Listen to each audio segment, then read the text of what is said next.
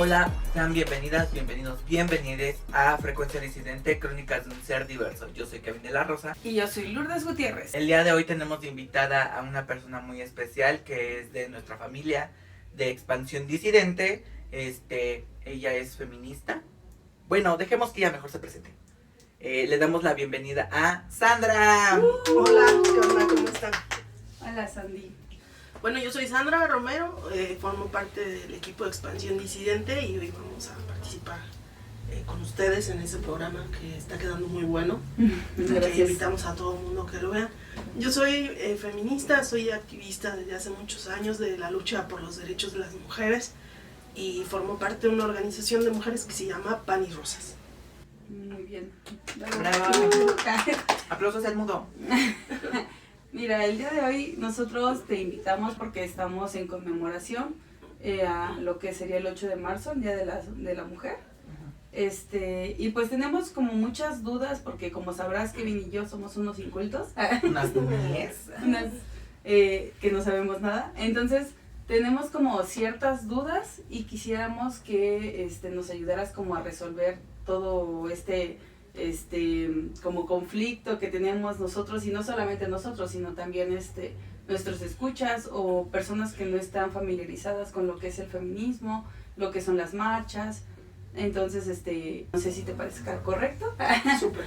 ¿Sí? Muy bien. Bueno, Educar a unas nenas. vamos a educar a unas nenas que se llaman Toda la nosotras audiencia. de la audiencia. Esperemos que me ayude. Nos cambiamos hoy. Sí. ¿Quieres empezar o...?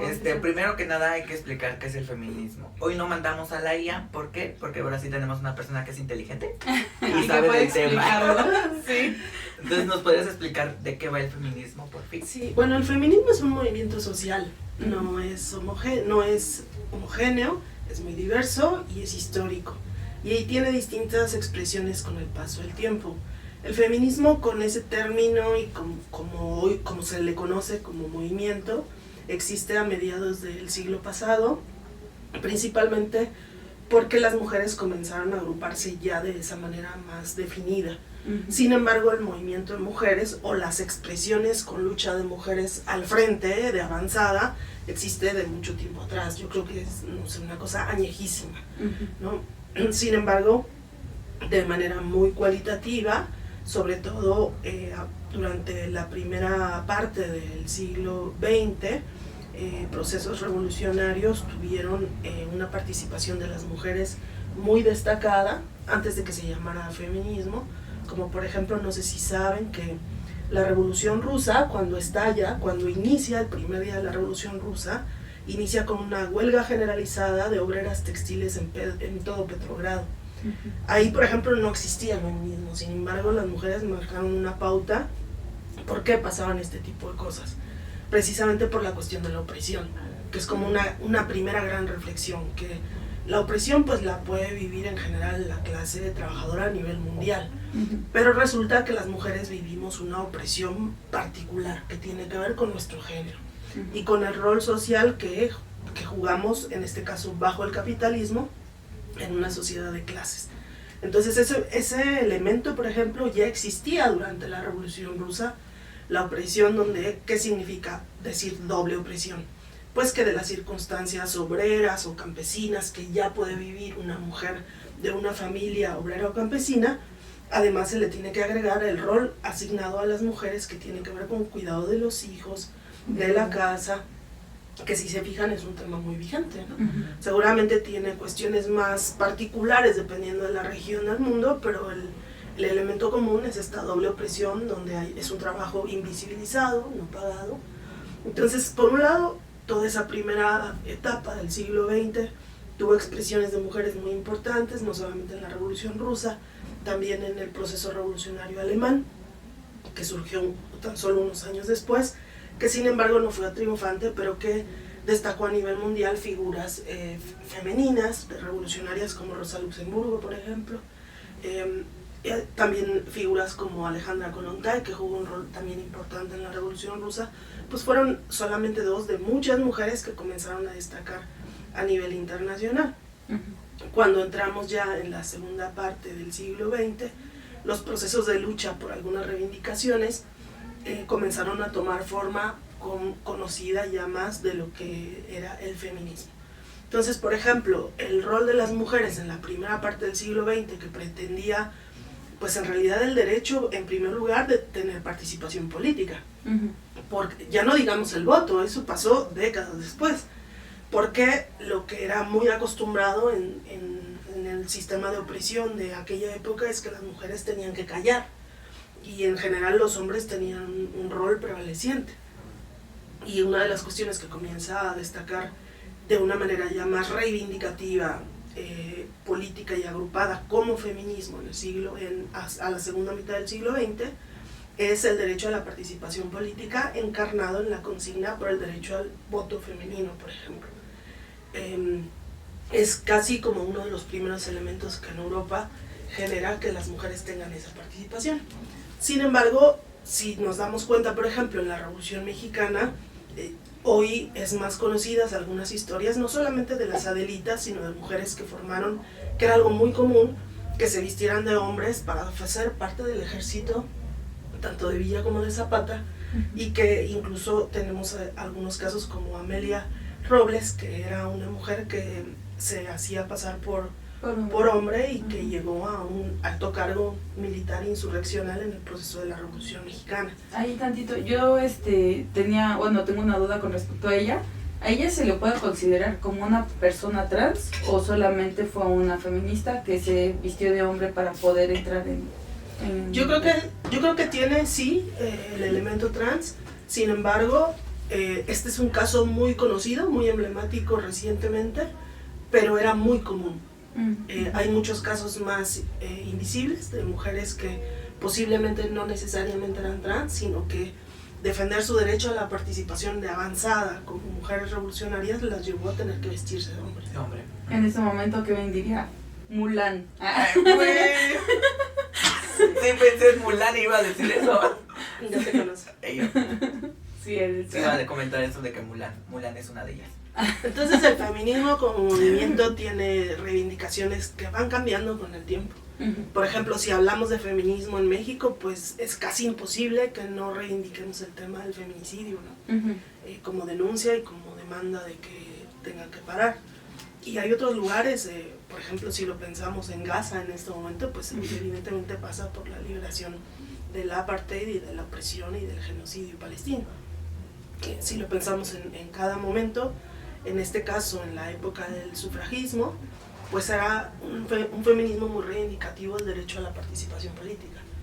Y en esa época pues puedes ver, ¿cómo se dice?, desalojos de policías a mujeres por el derecho a tomar las banquetas, por ejemplo, a tomar las calles, que es algo que después iba a vivir también el movimiento de la diversidad, ¿no? El derecho a ocupar las calles.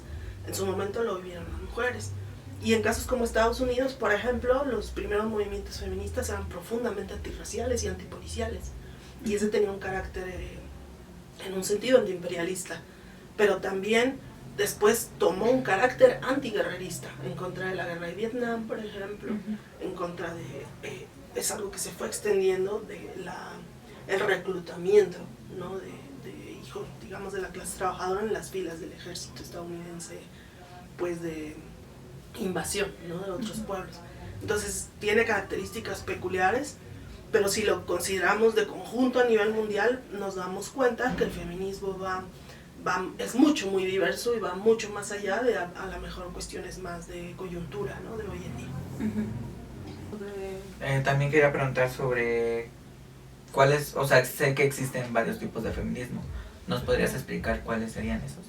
Esas ya serían las corrientes del feminismo, que también a veces se nutren o disminuyen su masividad dependiendo de los tiempos.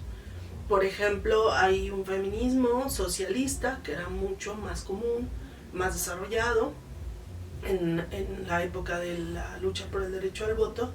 De hecho, la definición del Día Internacional de las Mujeres sale de un congreso de la Internacional Comunista, en una época donde las mujeres luchaban por ese derecho y que esa reivindicación, y donde prevalecía mucho más el feminismo marxista, por ejemplo.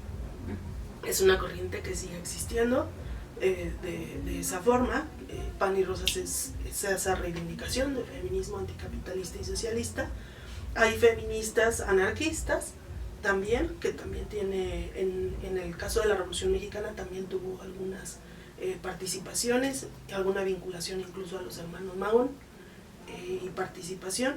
Y hay feministas liberales, es digamos como otra gran tendencia del feminismo que la hemos visto mucho, sobre todo desde la era de Reagan y Thatcher, que con el ascenso de la ofensiva neoliberal, pues grandes burgueses imperialistas, como Thatcher, digamos, es una funcionaria del imperialismo, la carnicera que ha dirigido políticas de ofensiva en contra de un montón de pueblos, o que lo dirigió y que acuñó, digamos, la ofensiva neoliberal.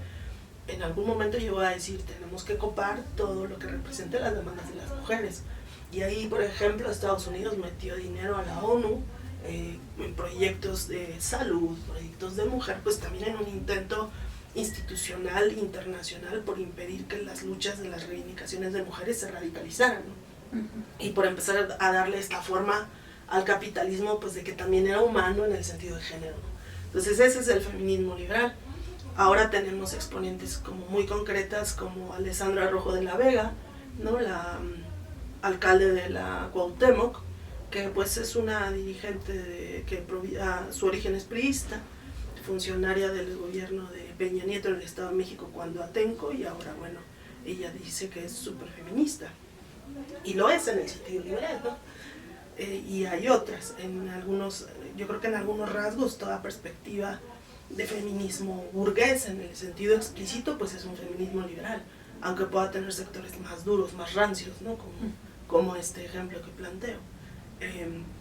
En un sentido, si es que sectores de la 4T se reivindiquen feministas, pues en un sentido también tiene elementos bastante liberales, ¿no? Que no son de ruptura con el capitalismo en su estrategia, en su lógica general.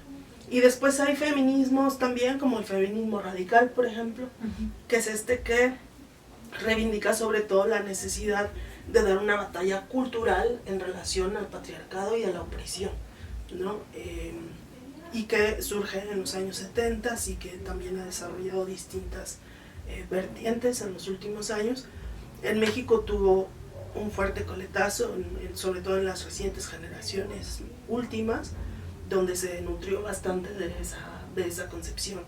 Ahora a mí me parece específicamente que el feminismo radical pues tiene elementos de presiones muy de derecha, principalmente porque no es específicamente un feminismo de clase, sino un feminismo de género.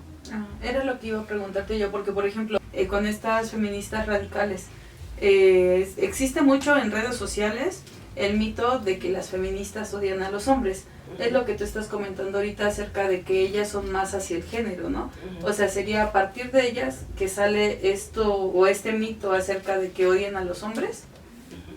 Sí, yo creo que en parte es un mito, más allá de algunos comentarios que se pueden ver en redes sociales. Creo que el feminismo radical no se concentra en odiar a los hombres, sino en concebir que puede haber una batalla cultural para combatir la opresión específica, y se consideran que para eso es necesario agruparse específica y únicamente como mujeres, sin ninguna necesidad como de dialogar con el género masculino. Ahora, tiene vertientes o disyuntivas que me parece que se han desarrollado mucho hacia un feminismo punitivo, este sector.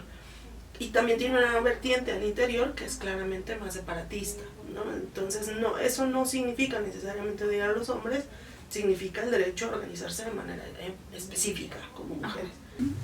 Bueno, hay una vertiente dentro de ese feminismo que creo que ha adoptado una concepción cada vez más punitiva.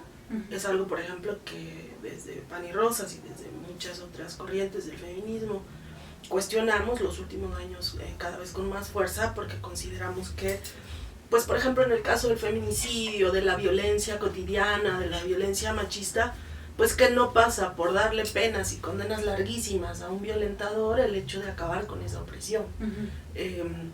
Y concebir la lógica punitiva pues como una lógica esencial necesariamente te lleva pues a establecer políticas centrales de vinculación con las instituciones para que cada vez las penas y las cosas, códigos penales, etcétera, se perfeccionen, digamos. Y habemos feministas anticapitalistas que consideramos que la lucha por la liberación no pasa por perfeccionar las instituciones del Estado. No, ni siquiera consideramos que el feminicidio sea una causa de fallido estatal, como dicen muchos sectores, por ejemplo, del reformismo u otros. Es decir, hay una degradación capitalista profunda, eso es verdad, que alcanza a sectores de la sociedad que se expresa en la violencia doméstica, pero la raíz profunda del feminicidio en este país comienza con las circunstancias de opresión y de explotación capitalista sobre millones de trabajadoras y de campesinas.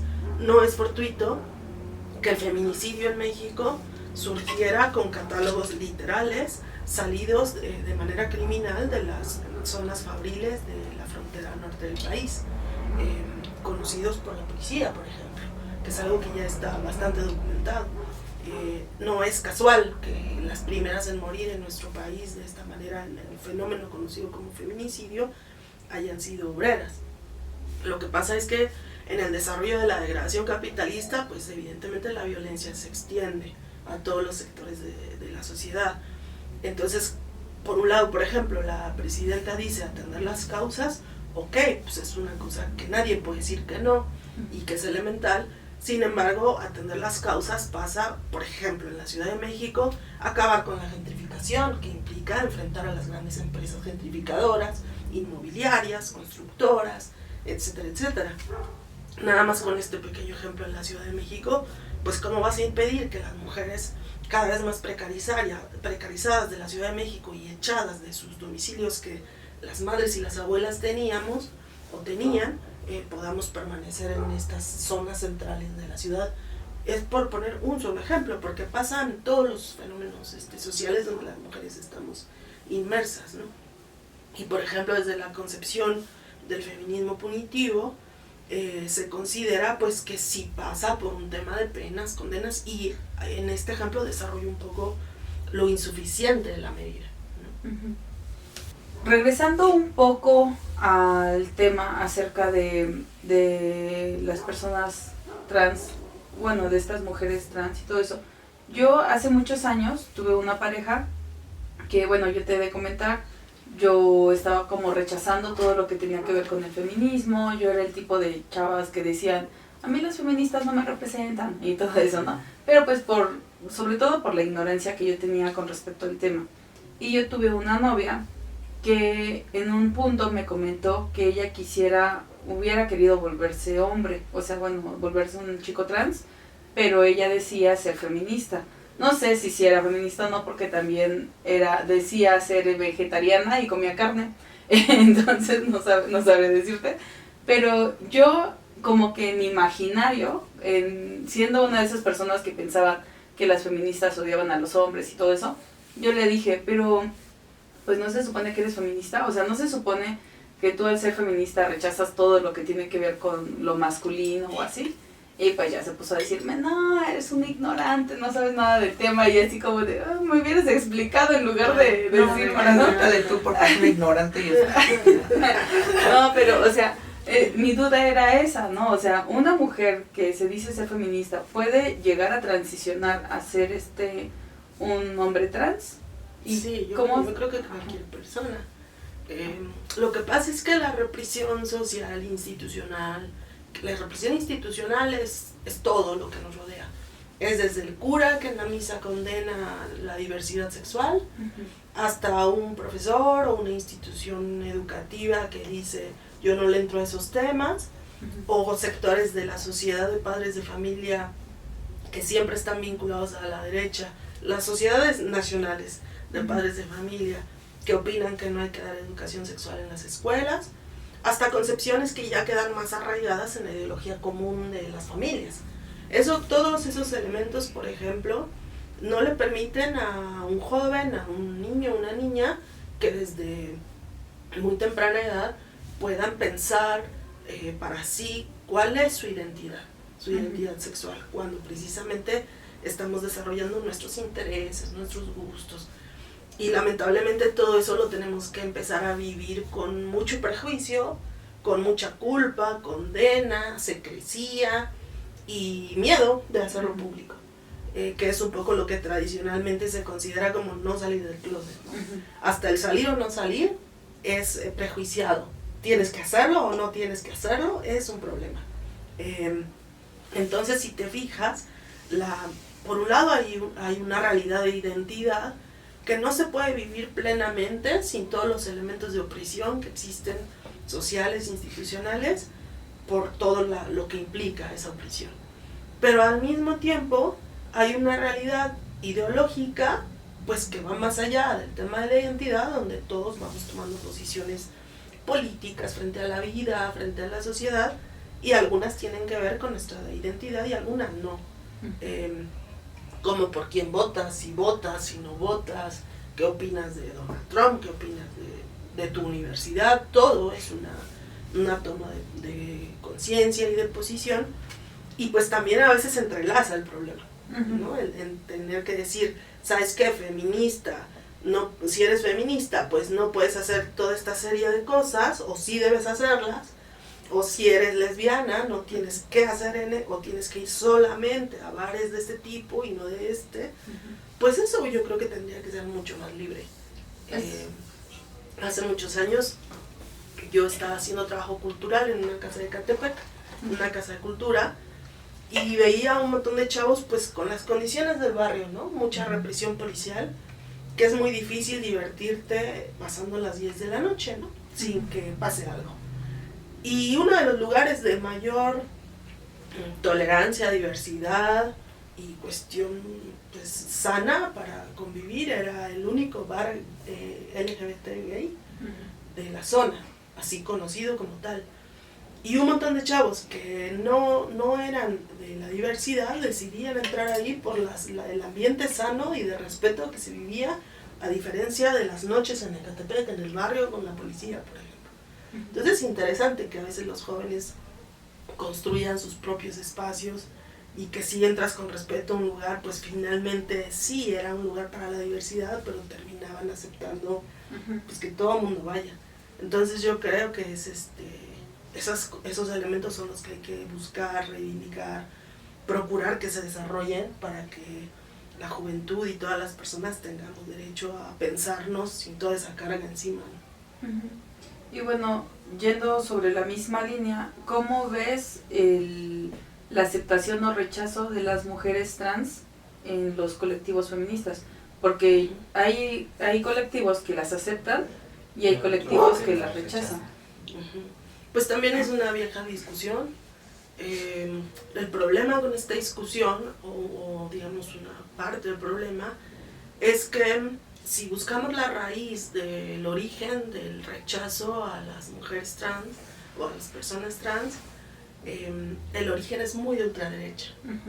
Entonces a veces una persona que puede considerar que por sí mismo rechaza, o incluso colectivos que por una definición aparentemente entre este colectivo, si creen que no hay roces con ideologías de ultraderecha en esa negativa, están mal, no están viendo la realidad, no están viendo el trasfondo del problema del rechazo, que pasa por dos cuestiones fundamentales. Una, comprender la opresión. O sea, en primer lugar, la opresión que vivimos como sociedad es una opresión de clase, sistémica, y que hace a un montón de personas de la clase trabajadora. A veces se piensa muy desde una lógica de privilegio o de sectores de clase media baja, clase media, obviamente también alta, se piensa el que queremos y no aceptar en nuestras organizaciones de lucha. Pero por ejemplo un campesino o un obrero en un barrio con pocas posibilidades de elegir o de decidir, no está ni siquiera en este tipo de presiones, ¿no? Incluso hay comunidades indígenas que tienen culturalmente mayor posibilidad de elegir, hasta por tradición de esa misma comunidad, que son muy conocidas ya, digamos, en Chiapas y en algunas otras zonas del país, donde la diversidad, por ejemplo, es un derecho y está arropado por la propia comunidad como cualquier otro miembro de la misma. Bueno, y ahora, por ejemplo, hay sectores que incluso desde la academia han comenzado a plantear que los sectores trans son una consecuencia nociva del neoliberalismo. O sea, imagínense qué barbaridad, pero el problema es cuando la academia o sectores de la academia justifican este tipo de posiciones, que en general son políticas que tienden a argumentar que la lucha trans genera un borrado de mujeres, que es una concepción biologicista, un poco negacionista de la realidad social, de nuestra opresión, en primer lugar como clase y después como sectores oprimidos. De hecho, los sectores trans son de los sectores donde prevalece mayor la impunidad en el tema de transfeminicidios, por ejemplo. Y es muy urgente que lo visibilicemos, que combatamos ese tipo de posiciones que no abonan y que además no ofrecen una alternativa revolucionaria para nuestra liberación. También ahorita hay que dejar algo claro, que yo tengo entendido que el feminismo no quiere decir que odien a los hombres, sino más bien el movimiento feminista tiene que ver con que se busque una igualdad para todos, porque pues la verdad sabemos que sí se vive una desigualdad hacia las mujeres, o sea, tanto en lo salarial, la violencia que se vive, no sé qué otras cosas tú podrías agregar. Un montón de laboral, en temas de cuidado de los hijos, los grandes problemas sindicales no tocan el tema de lavanderías, comedores, guarderías como un problema real, donde en realidad los dos como trabajadores llegamos al mismo centro de trabajo, pero no hicimos lo mismo antes de llegar al trabajo. Nosotros hicimos toda la comida, la casa, etcétera, etcétera, y el hombre no, y además garantizamos determinados cuidados del hombre, porque así lo dice el capitalismo, para que funcione la estructura social de la economía, que es la familia. Por eso para los sectores de ultraderecha es poco conveniente reconocer las adopciones de parejas sexodiversas, reconocer derechos de la comunidad sexodiversa, porque atenta contra ese proyecto pues que hoy en día pues ya es bastante arcaico de familia. No son los movimientos de mujeres ni las diversidades las que acaban con la familia.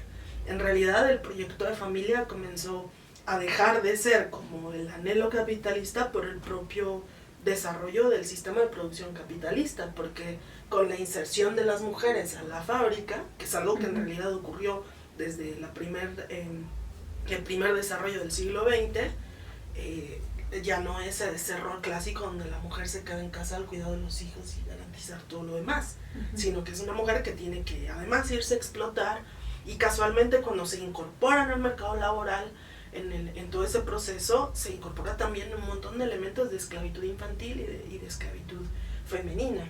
Pues no es casual que la Revolución Rusa tuvieran las mujeres un rol ahí, que además son los sectores textiles, por ejemplo, de los más pauperizados a nivel mundial, que son las llamadas fábricas de sudor en Asia, ¿no? Entonces la mujer sigue jugando un rol bastante jodido bajo el capitalismo.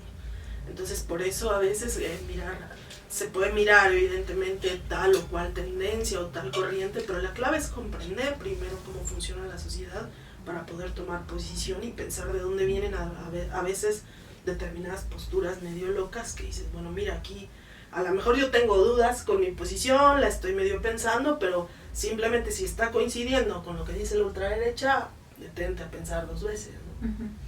También comentabas sobre tu colectivo, asociación sobre pan y rosas. Esa, cómo nace, cómo te incorporas, tú eres una pionera de esa asociación, ¿no? Entonces, sí. ¿Cómo nació? ¿Cómo en el 2009, bueno, desde que estaba joven con otras compañeras hacíamos pues lucha de género. De hecho, cuando conocimos a nuestras madres de regreso a casa, fue como desde el año 2002, que ya tiene bastante, y no existía pan y rosas, pero la lucha pionera que dieron estas madres en una época en donde no existían las marchas de mujeres, donde enfrentaban fiscalías horribles en la frontera norte, con una situación donde nadie las escuchaba y con complicidad militar y policial, en una situación muy adversa, atentados y cosas de este tipo, pues en esa época empezamos distintas compañeras a mirar hacia la necesidad de solidarizarnos con este tipo de luchas, que en este caso era la lucha en contra del feminicidio. Existían, por ejemplo, algunas de las mujeres que eran en ese momento parte del PRD, que en algún momento se iban a convertir en diputadas o ya eran, como Marcela Lagarde, o como otras figuras, digamos, de aquella generación del PRD, que luchaban en términos más legales por el derecho a la tipificación del feminicidio. Entonces, de ahí surgieron algunas conquistas iniciales, como la propia tipificación, ¿no? Que tuvo toda esta elaboración por parte de Lagarde, pero que también comenzaron a expresar mucha lucha y calle, muy reducida numéricamente, pero muy importante políticamente, porque lo que logra el movimiento de las madres es que se vea a nivel mundial que hay feminicidio en México, y eso es fundamental. Ahora es muy importante que después distintas organizaciones, te estoy hablando de gente con 5 amigas, eso era una organización, 6, 7, recuerdo por ejemplo a Francesca Gargalo, la profesora académica que fue de la UACM, intelectual, fallecida, estaba por ejemplo en esas épocas en las calles, estábamos juntas, y pues eran en realidad grupos muy reducidos en esa época, pero creo que el temple de las madres en esta lucha nos llevó a surgir como organización, y veíamos la necesidad de volver a traer al presente el marxismo revolucionario en las calles, que era algo un poco inédito desde la década de los 80 en México, y que empezó a tomar forma en esta organización que le llamamos Pan y Rosas, y después coincide lamentablemente con el asesinato de Marisela Escobedo, y salimos distintas mujeres, algunas de este sector del PRD, algunas activistas más de calle, independientes, yo creo que unas 50 salimos a repudiarlo, cerrando Reforma, nos empujó la policía, ¿no? O sea, pues era un momento en que 50 mujeres locas no podíamos cerrar Reforma. Y lo reivindicamos un montón, porque ese movimiento que hoy vemos muy masivo, ha habido en México feminicidios y casos lamentables en donde salen en todo el país, pues está muy bueno, es fundamental, y si se fijan, el feminismo es más que estas disputas de redes sociales, o sea, implica mucha lucha social, mucho tomar posición, comprender. Por ejemplo, nosotras nos preguntábamos en esas épocas que reinaba la derecha, si era posible que el feminicidio acabara algún día. Y son reflexiones necesarias que a lo mejor hoy dices, bueno, qué sé yo, ¿no? Es una pregunta súper vigente. Y pensar en qué pasaría para que termine el feminicidio, la verdad implica pensar en un cambio bastante radical. Porque pues mientras existan las circunstancias de precarización que ponen en desventaja a una mujer porque sale tarde del trabajo, porque elementos de descomposición de todo un barrio, de todo un estado. Aparte es muy triste que siempre, o sea, las mujeres son violentadas y aún así les echan la culpa. Es triste como, porque ibas con faldita, por eso te pasó eso. Porque estabas en la noche sola, por eso te pasó eso. Claro. O sea, también es triste porque digo, deberían de empatizar. Y como lo comentaba Lourdes, o sea, como no nos ha pasado en nuestro círculo cercano, o sea, se nos hace fácil decirlo, pero que es muy triste todo esto que está pasando. Aparte, yo que sepa, las marchas feministas iniciaron hace unos años, ¿no? Pero es más que nada por todos los feminicidios que han pasado. Claro. Pero también es muy feo que por eso se hayan reunido tantas mujeres. Exacto. Y aparte está mal que siento que sea nada más por un día. O sea, el feminismo se tiene que vivir día con día, los 365 los días del año. Ya hay unas que van y dicen, no, es que yo soy feminista y el otro, y que son muy sororas, pero en realidad luego, no sé si esté mal decirlo, pero hay unas que siento que no. Son muy hipócritas, ¿no? La verdad es que en sí. Ese sentido. Y sí digo, o sea, hay que apoyarse entre mujeres para tratar de terminar con esto. Porque, o sea, ahorita, como no les ha pasado, están en contra de ese movimiento. Yo, en la verdad, antes me daba miedo el feminismo. Pero más que nada era por todo lo que se mostraba en Sí, los sí, medios. claro. Porque en los medios te decían, no, es que rompen, es que esto. Destrozan Y la moto. agreden a los Son hombres. marchas muy violentas. Ajá. Y a mí cuando me invitaron a ir a una marcha, yo iba con un miedo de la fregada. Y es muy común. No, y cuando fui, lo sentí muy... O sea, Pacifista. es un ambiente muy lindo. O sea, no es no es grotesco, no nada. O sea, está el bloque negro, pero en ningún momento se meten con nadie. Mientras no un hombre esté ahí jodiéndolas, porque ni hasta luego entre mujeres luego van y se joden. Yo tengo entendido que las chicas del bloque negro no se les puede tomar fotografías, no se les Ajá. puede grabar o así. A mí me pasó en una ocasión en una marcha que un chico estaba grabando y estaba sí. una chica, creo que era reportera o algo así, porque iba con una cámara pues bastante grande, ¿no?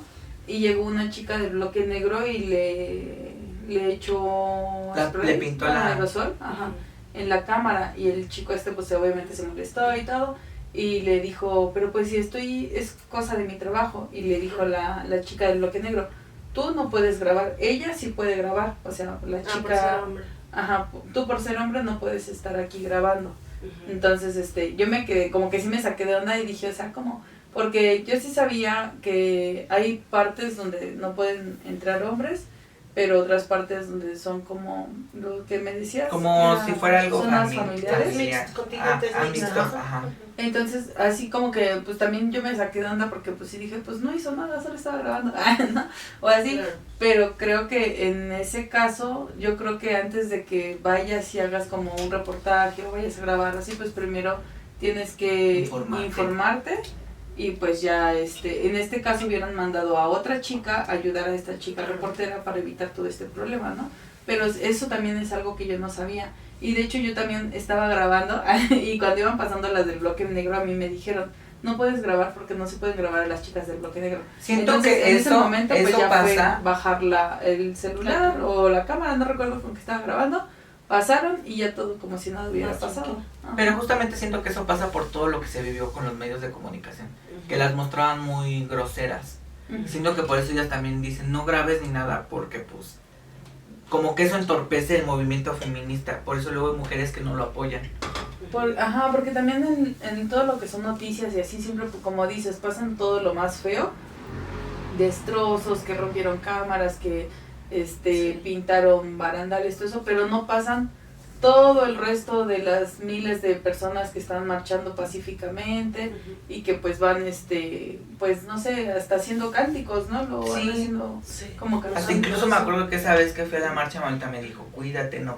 Si Ajá. pasa algo malo, Claro. corres así, ¿no? Ya cuando llegué le platiqué No pasa nada. y mi abuelita casi como que está loco este güey porque pues dijo, Eso no es lo que Eso pasa no, en la Ah, tele. es un mito, ¿eh? Ujú. De hecho también yo me acuerdo que en una de las marchas un señor iba con su cartel como con una fotografía de su hija desaparecida y todo eso, y todas lo iban apoyando.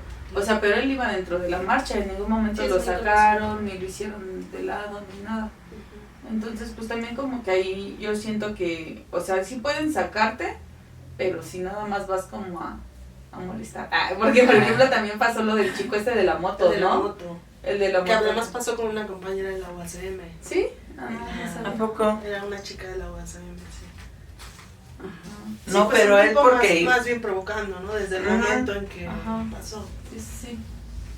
Yo qué bueno que le pasó eso. Pues es que es un tema complejo, que no por eso es difícil de tratar. Sí creo que hay una construcción ideológica por parte del gobierno para impedir que se masifique el movimiento de mujeres. Eso es un hecho. Desde si ustedes recuerdan, cuando fue jefa de gobierno Claudia Sheinbaum, era un periodo en el que había movilizaciones en todo el país.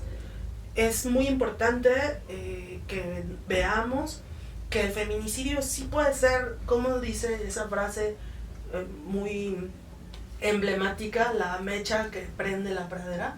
Creo que puede llegar a ser, porque es un problema muy encarnado en la sociedad, muy sensible, que se repite, que tiene demandas. Habemos casos abiertos de feminicidio desde los años 90, que no se van a resolver en una década más.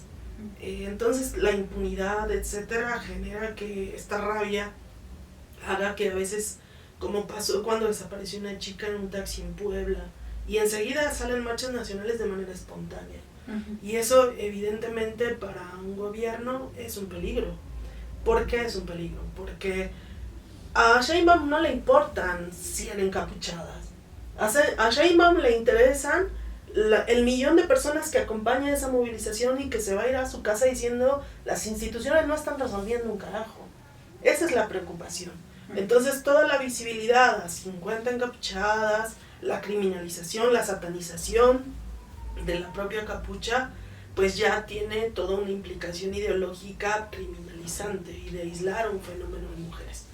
Y en realidad funcionó bastante porque de aquellas movilizaciones que estábamos hablando, yo recuerdo que había un montón de población civil en las banquetas aplaudiendo, apoyando con cartulinas. Eso ya no existe hoy. Y eso es ir picando piedra por parte del gobierno en decir son violentas. Hoy dijo Sheinbaum en la mañanera a millones de personas y a nivel mundial que pone vallas para beneficio de las mujeres, para que las mujeres no incendien policía y le dedicó 10 minutos al derecho a la policía a expresar su opresión. Entonces es una burla del problema de la opresión. Y además es pues bajar el nivel político porque cualquier persona que analice de una manera elemental lo que constituye un sistema social y económico, pues sabemos que el ejército y la policía forman parte del Estado. Entonces es algo que el gobierno pretende desdibujar a su conveniencia, ¿no? Son Estado cuando hay que hablar de soberanía y no son Estado, son mujeres oprimidas cuando hay que desdibujar y aplastar al movimiento de mujeres. Entonces creo que tiene mucho de perverso el discurso. Yo no coincido con el tema de llevar capucha en particular, no porque no considero que necesariamente exprese una radicalidad. Nosotras como Pan y Rosas, o particularmente yo en el activismo en general, en la vida, pues evidentemente hay un montón de momentos donde hacemos acciones que consideramos que ponen en riesgo nuestra seguridad y nuestra libertad incluso. Y no pasa por ponernos la capucha, el cuidarnos políticamente, sino por ser muy visibles. Y porque hemos estado en defensas de temas de feminicidio donde nos amenaza de muerte sepa quién. Y no sabemos si es una red de trata, si es el narco. Pues para eso nosotras queremos poner el rostro, porque queremos proteger nuestra vida, ¿no? En primer lugar. Y tenemos muchas compañeras en esa visibilidad. Entonces la Sheinbaum quiere disputar ese lugar. Entonces por eso, a eso le llamo yo una burla, poner a las mujeres como un ejemplo de opresión, cuando tienes a mujeres activistas, a un montón de luchadoras, pues que tenemos 20 años o más luchando este país por justicia, ¿no? Y enfrentando todas las presiones, como todas esas mujeres en Juárez, que hoy ya tendrán alrededor de 30 años, que hicieron caravanas nacionales contra la militarización del país, por ejemplo, que se oponían a las salidas reformistas de Javier Sicilia, por ejemplo, que decía una ley de víctimas va a resolver el problema. No lo hizo. Entonces, a mí me parece que, por un lado, sí creo que es una cuestión incorrecta a un trabajador de prensa, pues grafitearle la cámara, simplemente porque es un trabajador y yo no sé con qué esfuerzo la compró. Después, evidentemente, cada trabajador tendrá que buscar la manera de hacer su trabajo, pues cuidando también los límites que cada colectiva y cada organización ponga. Eso es así. En el caso particular de Pan y Rosas y en general de toda la coordinación 8M, que agrupa sindicatos y organizaciones mujeres que reivindicamos el derecho a participar de manera mixta, no hay ningún problema con la prensa. Queremos que la prensa diga nuestras demandas y que pesen encima de las barbaridades que dice Sheinbaum en la mañanera. Ahora hay compañeras que forman parte del llamado bloque negro que tienen otra forma de construcción política y es respetable, aunque no tengamos coincidencia con ello. Entonces esa es precisamente la diversidad del movimiento de mujeres. Y es muy importante que desde las posiciones que planteamos podamos charlarlas, intercambiarlas y enriquecerlas, porque finalmente hay muchas demandas y objetivos en común. Bueno, yo tengo una duda, que bueno, no solamente soy yo, sino que muchas personas que no saben acerca del colectivo y de las feministas y todo eso, luego me dicen así como de, ay, es que solamente van para rayar paredes, para romper cosas, pues todo se tiene que hacer de una manera más pacifista y así. Entonces yo desde mi punto de vista, yo creo que es pues porque dan como el carpetazo a las investigaciones, ¿no? Y como que ya dicen, ay, bueno, pues ya una desaparecida más, X, ¿no? Entonces, como que su manera de ellas de poder alzar la voz es haciendo este tipo de acciones, ¿no? Bueno, esto a mí me había quedado un poco claro a partir de que yo vi lo que es la serie y el documental de Maricela Escobedo, de las 3 muertes de Maricela Escobedo, porque cuando yo la vi sentí tanta impunidad que dije, si esto le pasara a alguien de mi familia, yo iría y rayaría cosas, rompería cosas y así. Entonces no estoy muy bien segura si a lo mejor esto fue como parte de mi imaginario después de ver la película o bueno, esta serie, o si realmente es por esto que se hacen como todas las pintas y se rompen cosas y todo eso en las marchas. O sea, tú qué, ¿cuál es como el motivo principal del por qué ocurre este tipo de acciones por parte de algunos colectivos de feministas? Bueno, creo que ha pasado en momentos distintos. Sí tengo la impresión de que cuando comenzó fue un poco esta sensación que expresas, de esa rabia frente a casos específicos sin justicia. De hecho, se hizo muy conocido el video de una madre que decía, ¿no? A mí que me importa un monumento, ¿no? Y causó mucha sensibilidad. Después creo que hay algunos sectores que ya lo toman pues como una práctica específica, ¿no? Nosotras en particular no es que lo neguemos ni nada, sino que creo que cada quien tiene su forma de expresar. Simplemente nos parece que es muy importante realizar acciones que sumen y que llamen a todos los sectores de mujeres precarizadas que hay en el país. Y si vemos una acción, por ejemplo, que puede inhibir la participación de amas de casa o de personas que digan, bueno, esto no me cierra, pues lo evitamos porque lo que queremos es sumar. Pero entendemos la rabia de las madres que llegaron a hacerlo y no nos parece que tenga que haber más tema con eso. Ahora sí creo que el gobierno no ha tenido mucho margen para criminalizar y condenar esas acciones porque es un tema muy sensible y que generó mucha empatía en un momento de masividad del movimiento de mujeres. Entonces sí, Sheinbaum provoca mucho, dice mucho esta defensa de la policía, pero tampoco le juega al vivo en esos temas más sensibles. Entonces entiendo pues que hay un debate específico en redes con este tipo de circunstancias, pero creo yo que los debates en relación a las movilizaciones, a masificarlas, a cómo sumar, van mucho más allá de este tema. Y a veces hay muchas personas que lo expresan en un sentido muy limitado, como si fuera el único de los temas y de los problemas, y en última instancia no coincido con ustedes, ¿no? Entonces, para buscar razones para no coincidir van a encontrar un montón quien no quiera participar en una lucha social. Okay. Quería saber cómo podemos apoyar a los hombres, apoyar al feminismo. O sea, ¿cómo lo podríamos hacer? O sea, sabemos que no tenemos que ir a las marchas, entiéndanlo. Pero, o sea, ¿cómo lo podemos hacer desde fuera? Pues mira, en primer lugar, las marchas sin hombres es una novedad. Las marchas de mujeres mixtas con hombres son más comunes en la historia que las marchas del separatismo. Es decir, creo que los hombres pueden marchar, al menos esa es mi posición y mi opinión. Por algo existen corrientes dentro del feminismo que reivindican contingentes mixtos, como la coordinación 8M. Ahora, que marchen los hombres no significa que sean el centro de la movilización, que sean los oradores, que lleven la avanzada con la mano, ¿sabes? Okay. O sea, ese nivel de protagonismo, pues sí, ya no me cierra a mí. Creo que está, primero, cuando comprendemos que los problemas de violencia y de opresión no son en primer lugar una cuestión sistémica y de clase, yo no encuentro una razón para que un compañero no lo apoye. Y por ejemplo, se entiende más claramente que en las calles, en una fábrica. Nosotras tenemos compañeras en el sector salud, en magisterio, en sindicatos industriales, que luchan por reivindicaciones laborales específicas de mujeres, siendo minoría, con mujeres que además no son feministas.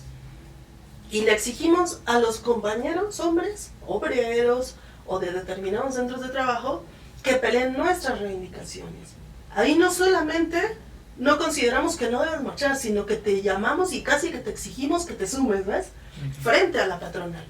Entonces ahí queda, creo yo, más explícito el ejemplo de por qué en realidad nos hacemos falta. Y además, si ustedes se fijan en este país, las grandes centrales sindicales, charras, que son todas charras en México, son puros hombres. Y para pelear y disputar las demandas laborales, salariales, guardería, precarización laboral, todas esas demandas, necesitamos a miles de mujeres trabajadoras peleando al tú por tú con esa burocracia. Y para eso necesitamos hombres bien progresivos, bien que comprendan la lucha y que evidentemente acuerpen esa lucha. Y esas demandas las llevamos a la calle también. Entonces, contingentes mixtos, en este caso son mujeres de sindicatos, mujeres trabajadoras de un montón de sectores y también un montón de universitarias. Prevalece la concepción separatista en el movimiento estudiantil, porque no se está comprendiendo hasta el fondo, en mi punto de vista, la necesidad de la unidad en un sentido de clase. Entonces sí, en el movimiento estudiantil hay un montón de demandas que dices, ok, como movimiento de mujeres son fundamentales específicamente, pero también ahí hace falta que los hombres se incorporen. Por ejemplo, la UNAM nunca ha tenido una mujer rectora, la Junta de Gobierno es profundamente machista, son históricamente un montón de burócratas y por lo general funcionarios priistas ultraconservadores.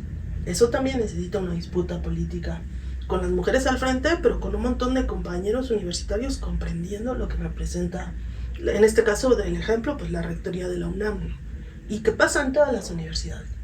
Entonces es muy importante que se entienda un poco la necesidad de la participación de los hombres más allá de la concepción separatista, pensaría yo. Tenía otra duda, Pan y Rosas tiene redes sociales y todo eso. Sí. Para que las digas y para que te sigamos y todo eso. Así, Pan y Rosas México, en Instagram, en Twitter, en TikTok y en Facebook. Y estamos en el contingente de las 11:30 de la mañana en la glorieta de las mujeres que luchan como parte de la coordinación 8M. Ok. Ese es como un medio para seguir informándonos sobre el feminismo. Sí. Aparte claro. hay otros medios donde podemos informarnos. Sí, hay un montón. Bueno, ahora ya ven que aparte surgió este periodismo independiente de YouTube, ¿no? Que está todo el mundo ahí con un montón de posiciones y concepciones. De entrada está todo eso. Pero además hay un montón de corrientes y de colectivas que hacen foros y debates, conversatorios cercanos. Ahora creo que algo de lo más combativo que ha estado los últimos meses previo al 8M son las movilizaciones de solidaridad con Palestina, que implican a sectores de la diversidad, a sectores trans, a mujeres que han estado muy ligadas o hemos estado muy ligadas a esa lucha. Y bueno, estamos también en distintas redes, principalmente en Instagram, que está más movida. Antes de finalizar, ¿tienes algunas series, películas, documentales, algo que puedas recomendarnos para empezar como que a adentrarnos más a lo que es? No, siguiente pregunta. ¿Sí? Sí, bueno, primero creo que sería importante ver los procesos de la historia en general que nos presentan de una manera crítica, ¿no? Y después, más recientemente, el mismo documental que decías, de Marisela Escobedo, pues es muy triste, muy duro, pero además nos abre los ojos en una lucha muy dura, que es un ejemplo de lo que viven muchas madres. Hay una película que es Sufragistas, que se encuentra en YouTube, que también pues muestra mucho la importancia de la pelea política por el derecho a la participación pública y la marcha en las calles en una época en que no se podía, ¿no? Y después hay algunas otras series como Las Chicas del Cable y estas también que pues hablan de momentos específicos de la historia donde las mujeres jugaron un rol importante. Y hay varios libros en las bibliotecas de la UAM, por ejemplo, que tienen algunos de los libros sufragistas también, luchadoras, mujeres que hicieron historia, son algunos títulos que planteo ahora y creo que eso sería. Okay. Y ya para cerrar, ¿quieres compartirnos? Porque bueno, les tengo que comentar que Sandra tiene un podcast, con Que Expansión Disidente. No, sí lo es. ¿Quieres compartirnos cómo se llama el podcast? Sí. ¿Cómo te podemos encontrar y en qué página? Disrupciones Disidentes, lo estamos transmitiendo ahorita por el canal de Tezonco, de Cultural Tezonco, que ya está establecido y ya tiene su alcance y su cabina propia, y en Expansión Disidente lo estamos transmitiendo. Y la idea ahora es hacer un programa post 8M, hablando de toda esta ofensiva de la derecha a nivel latinoamericano, específicamente con Donald Trump, y bueno, la embestida en contra de los derechos de la diversidad y de las mujeres. Se llama Disrupciones Disidentes. Ok. Bueno, Muchas pues, gracias por invitarme. gracias por Gracias haber por venido. venir. Estuvieron muy bien. Gracias por darte el tiempo de venir aquí Y el tiempo de a explicarnos. educarnos. De explicarnos porque somos unas niñas tontas. Tontas. No, para nada. Nos vemos en la marcha. Nos vemos en la Sí. marcha. Y vas a la marcha. Mixta, mixta, ¿eh? Ah, ok. No te acerques a otra. No te acercas a otra. No te quiero ver por ahí Contingente cerca. mixto, por favor. Y atrásito. Bueno. Gracias. Gracias. Pues Gracias a ustedes. eso es todo. Nos Vale, vemos. Nos bye. vemos Bye, en la próxima. bebés. Bye.